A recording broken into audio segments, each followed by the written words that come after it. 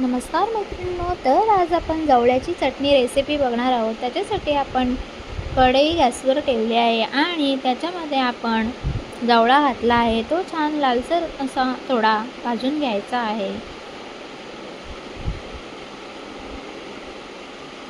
जास्त असा लालसर करायचा नाही। नंतर एका दुसऱ्या पातेल्यामध्ये भाजलेला जवळा ओतून घ्यायचा आहे। त्याच्यामध्ये पाणी ओतायचं आहे, म्हणजे त्याच्यात काही घाण असेल तर ती खाली राहील आणि जवळा पाण्याच्या वर येईल। नंतर आपण परत पॅनमध्ये तेल घातलं आहे। तेलामध्ये आपण लहान चिरून घेतलेला कांदा घालायचा आहे। कांदा छान लालसर होईपर्यंत परतायचा आहे। नंतर आपण त्याच्यामध्ये टोमॅटो घालू। टोमॅटोही छान परतायचा आहे। आता आपण मिक्सरच्या भांड्यामध्ये मिरची आणि लसूण जे पेस्ट करून घेतलं होतं ते घेतलं आहे आणि ते तेलावर घालायचं आहे आणि छान तेल सुटेपर्यंत परतायचं आहे।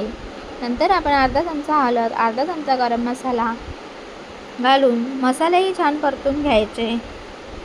आता आपण सुकट घालणार आहोत। ही छोटी जवळा सुकट आहे।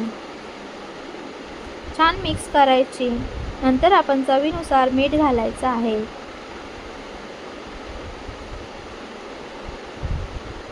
आता आपण 2 मिनिटांसाठी वाफ काढून घेऊ। 2 मिनिटं झाले आहेत, खोलून बघू। रेडी झाला आहे तसं आपलं जवळा। त्याच्यामध्ये आपण थोडीशी कोथिंबीर वरून घालू आणि कोथिंबीरही छान मिक्स करून घेऊ। रेडी आहे आपली जवळ्याची चटणी।